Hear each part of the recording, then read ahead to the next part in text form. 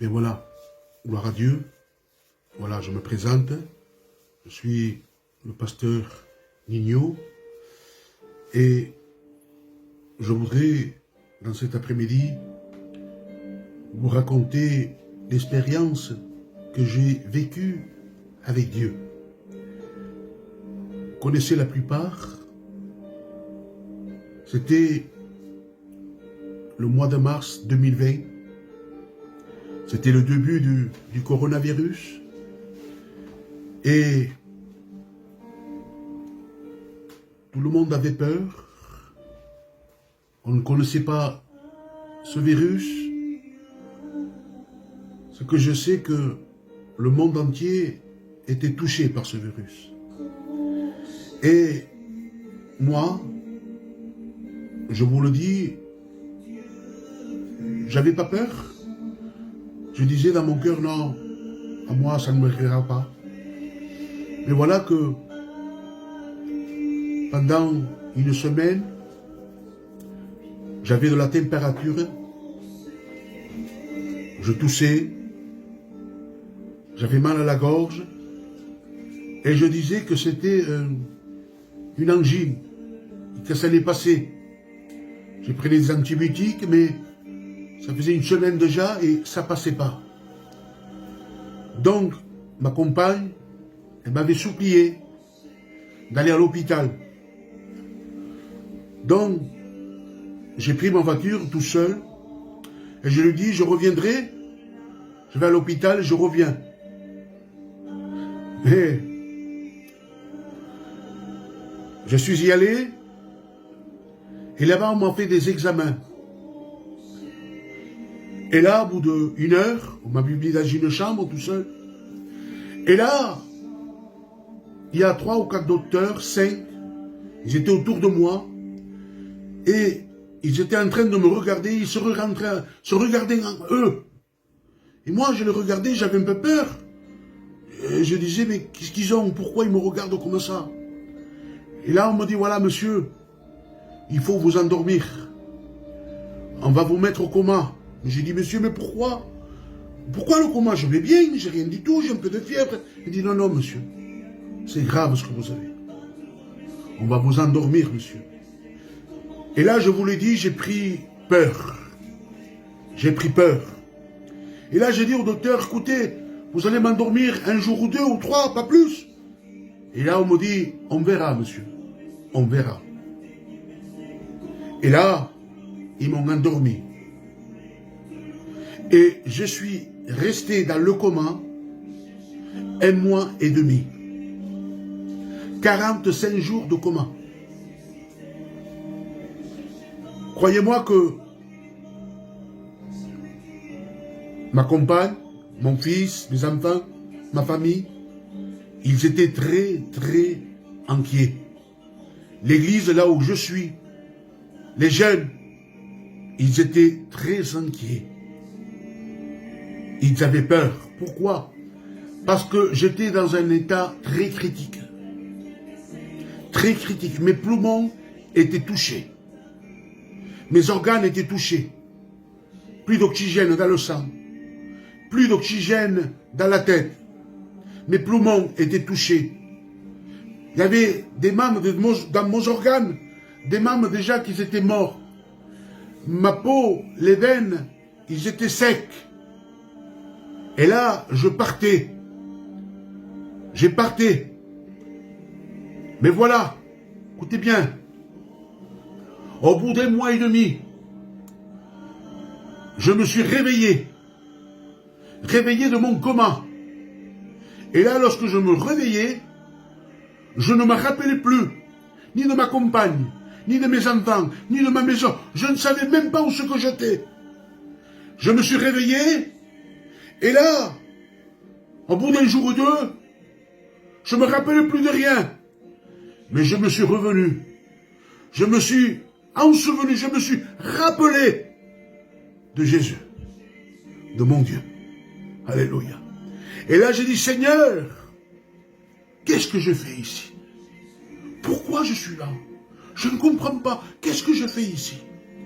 Et là, la voix de Dieu Il parle dans mon cœur. Il me dit, j'étais arraché de la mort. J'étais arraché de la mort. Ne crains pas, je suis avec toi. Là, les jours sont passés, j'ai pris conscience, là où j'étais, je me suis rappelé de mes enfants, de ma compagne. Et là, au bout de quelques jours, je ne pouvais pas parler parce que j'étais encore intubé. J'étais intubé, je ne pouvais pas parler. Il est venu le docteur. Et quand le docteur est venu, il me regardait. Et il faisait non. Il disait, c'est pas possible. Je ne le crois pas. Il m'a dit, tu es là, mais je ne le crois pas. Et là, je le regardais avec un air de dire, mais pourquoi? Et là, il me dit, vous étiez mort. Vous étiez mort. Il dit, écoutez bien, j'ai appelé votre famille pour leur dire que vous étiez décédés. J'ai appelé. Et une fois que j'ai terminé d'appeler, je suis venu dans votre chambre pour vous débrancher. Mais quand je suis rentré dans votre chambre, là, il dit, j'ai regardé et je me suis mis les mains sur la tête. J'étais effrayé, je ne comprenais pas ce qui s'est passé. Je disais, la machine, il dit, la machine du sang qui ne fonctionnait plus, la machine de poumon, de l'oxygène, tout a redémarré, tout a redémarré. Je n'avais jamais vu cette machine tourner dans cet état. Il dit, j'ai appelé tous les infirmiers, toutes les infirmières, demandant qui avait touché cette machine. Et tout le monde me disait, on n'a pas touché la machine, on n'a pas touché la machine. Au bout de quelques jours, on m'a enlevé le tuyau, on m'a désentubé. Et là, j'ai vu le docteur. Et j'ai fait signe, docteur, je peux vous parler. Il dit oui. Il dit, je sais qui c'est qui a touché la machine.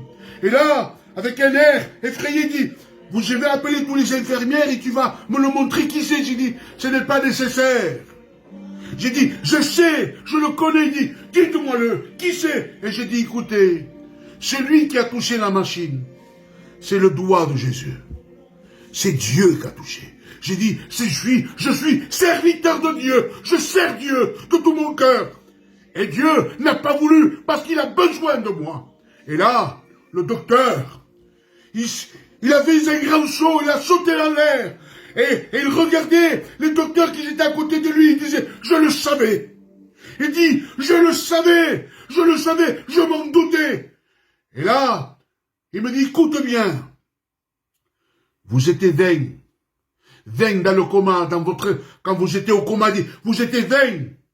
Le plus aggravé, c'était vous. Et sur les 20, 19 sont morts.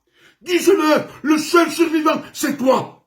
Il dit, quand je rentrais dans la chambre des patients, je rentrais pour faire les soins, mais il dit, quand je rentrais dans votre chambre, je disais à moi, cet homme n'est pas tout seul.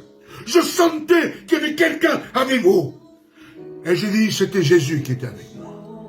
C'était Jésus qui était avec moi. Quelques jours après, ça faisait 3 mois. Avec le confinement, ça faisait 3 mois que je ne voyais pas ma compagne et mes enfants. Et là, écoutez bien. J'entends un coup de téléphone, le docteur qui disait, oui, ne vous en faites pas, madame, cet après-midi, à 2h, vous venez, à 14h, vous venez. Et là, le docteur, il dit, monsieur Lazare, il m'a appelé Lazare. J'ai dit, il dit, monsieur Lazare, il y a votre femme qui va venir vous voir. Je dis, monsieur, vous vous trompez, je ne suis pas monsieur Lazare. Il dit, oui, monsieur, je vous appelle Lazare, parce que vous avez ressuscité les morts. Et là, au bout de 3 mois, j'ai vu ma compagne, j'étais heureux, j'ai vu mes enfants, j'étais content, dans la joie. Mais il y avait un autre problème. À force d'être au coma, allongé, mes muscles se sont endormis. J'étais complètement paralysé. Je ne pouvais pas bouger les doigts. Je ne pouvais pas bouger. J'étais complètement paralysé. On était obligé de me donner à manger, de m'allonger, de me lever. Et là, un soir, 11 heures du soir, je m'en souviendrai toujours. Je reçois la visite de Satan. Et là, il vient. Et écoutez bien ce qu'il dit. Il dit, c'est ça ton Dieu. C'est ça ton Dieu. Il t'a donné la vie, d'accord. Mais il dit, mais regarde, il dit, tu es complètement paralysé. Tu ne vas pouvoir plus aller prêcher. Tu ne pourras plus prendre la Bible dans tes mains et lire ta Bible. Quand quelqu'un t'appellera pour prêcher, tu ne pourras pas. Parce que tu es paralysé. Comment tu vas faire?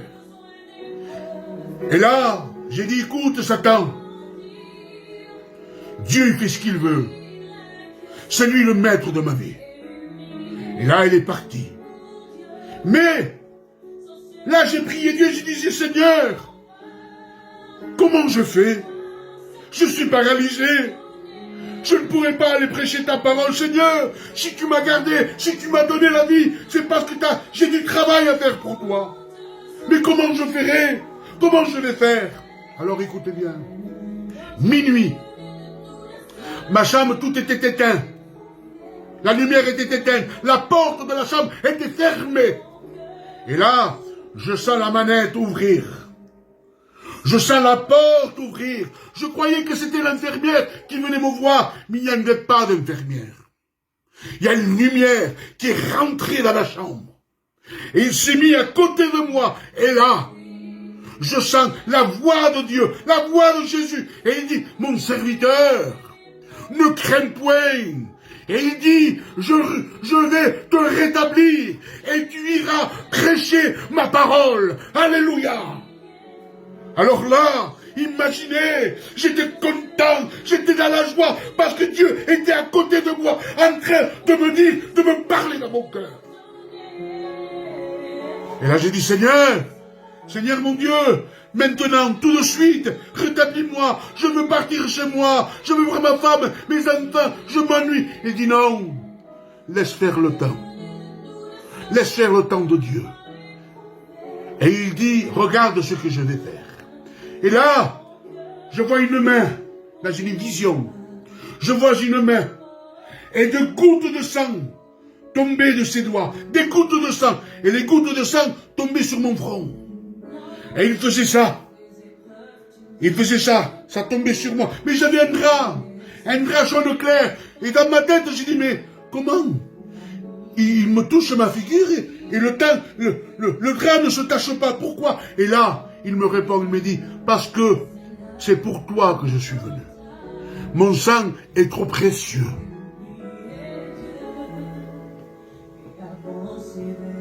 Aujourd'hui, je vais prêcher. Dieu m'a rétabli. Je marche, je bouge mes bras, je vais prêcher, je prends ma Bible, je lis ma Bible. Quelle grâce, Seigneur. Quelle grâce, Dieu. Quel privilège, mon Dieu. Dieu est bon, mon frère. Dieu est bon, ma soeur. Dieu est bon, mon ami. Parce que le Dieu que je possède, c'est ton Dieu. Même si tu n'es pas baptisé, même si tu n'es pas chrétien, c'est ton Dieu. Tu as été créé par Dieu. Dieu t'aime. Dieu veut te sauver. Dieu veut te donner ce que ton cœur désire. Alléluia. Oui. Il est le véritable Dieu.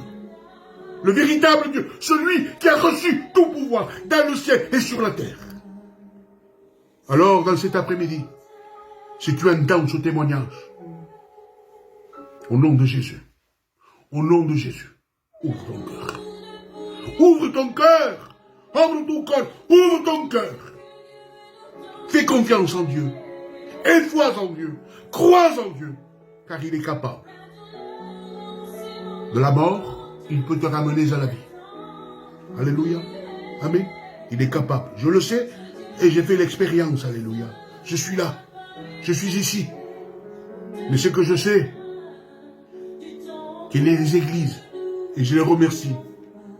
Je remercie toutes les églises de France, parce qu'on priait pour moi. Mon église, Mes jeunes à moi ont prié pour moi. Ma compagne a prié pour moi. Mais Dieu a exaucé. Dieu exauce les prières. Dieu exauce les prières. Si tu pries ton Dieu de tout ton cœur, avec un cœur sincère, Dieu répond. Dieu agit. Oui, Dieu agit.